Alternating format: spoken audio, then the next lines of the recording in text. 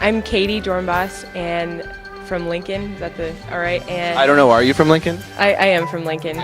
And Tell me about New Women. New Women was started this year, and it was started, I guess, just because like everyone wants to be good, everyone wants to be better. But as women, the things that we faced, we wanted to come together and to pursue excellence, as a group. And how's the pursuit of excellence going so far? Pursuit of excellence is going superbly. When will you achieve excellence and then you can disband? Heaven. Wow, good answer. My name's Kate Ankenbauer. I'm from Kalamazoo, Michigan, and I'm studying to be an architect. Okay, tell me about the New Women and what you do with them. Basically, it's just a group for women who are striving to become the best versions of themselves. We help each other in all aspects of our lives, I guess. We just come together for meetings once a month and just talk about life. All right, well, what kind of events do you do in New Women, and who is invited? Any college-age woman is invited, and we've just had 2 meetings so far. And as a group, we've decided to study something called theology of the body to kind of lay a groundwork for just the type of women that we want to be. So walk me through an average meeting. So the New Women get together. What happens? We start off with prayer, of course, because this is through the church, and then we'll usually have a speaker, and then we'll get into small groups and have small group discussions. So what was the inspiration to found this group in the first place? Well, very basically, I think there wasn't any opportunity for women in a large group setting. There were a few opportunities for men here, and we just decided that we would come together as a group to formulate the group that needed to happen. Do you ever get together and watch Grey's Anatomy or anything like that? We possibly might. I don't know. So we're not ruling out Grey's Anatomy. That's good. That's good. It's a very popular show. Now, we met the guys. In Phi Kappa Theta here. Now, do you know any of these guys? I do know them. They're the founding members. Yes, I do know them. Okay, nice guys. Look at these guys. Okay, now if you could take any one of these guys to the winter formal, who would it be? Father Mateo. I hear he makes people cry. That's what I've heard. Heard he makes people cry. All right, so what sort of things are you focusing on in the New Women organization? We are mainly focusing on education, and whether that comes through educating about the spiritual life, or about dating, or the issues surrounding morality of birth control, or women in the workforce, just all the things that we will encounter. And then the second aspect is accountability, and we do this through small groups that are set up throughout the year.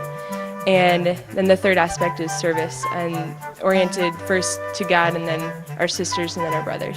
Great. Now, I heard you mention dating. Do you have a date for the winter formal yet? I don't. Do you want to find me one? No, well, here, make your case. Come on, make your case. Here you go. I can't do anything with that. My name is Sarah Bronsroth, and I am from Wahoo, Nebraska. And so you're in the choir. Tell me what that's all about.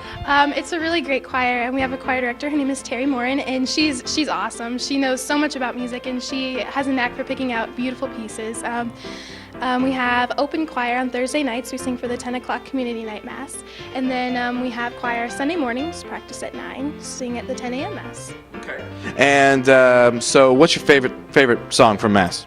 My favorite song from mass, I gotta pick pretty much the all-around favorite, is Oh God Beyond All Praising. Okay. Give it to me. Sing a little bit of it. Oh God beyond all praising, we worship you today. Wow. I'm sorry, I didn't mean to cut you off. It's not like American Idol. You're not going to Hollywood. You're just not good enough. That's amazing. Good for you. How long have you been singing? I've been singing probably my whole life. So like you come out of the womb and you start singing? Belting out. That's right. What does being in the choir give to you? Like, what do you get out of that experience? I get to use the voice that God gave me to give it back to Him, because it's a gift from Him. So I give it back to Him by praising Him. Okay. Yeah. My name is Erin LaFleur. I'm from Rapid City, South Dakota, and I study psychology. What do you do here? Like, I hear there's this executive board. Tell me what the executive board is. The executive board is made up of 6 members. We have No more, no less. a president, a vice president of communication. There's 2 of those. That's the position, one of the positions that I hold. And then there's a secretary and a treasurer. You're right, 6. I count 6. A lot of vice presidents there. Okay, so what do the 6 members of the executive board do?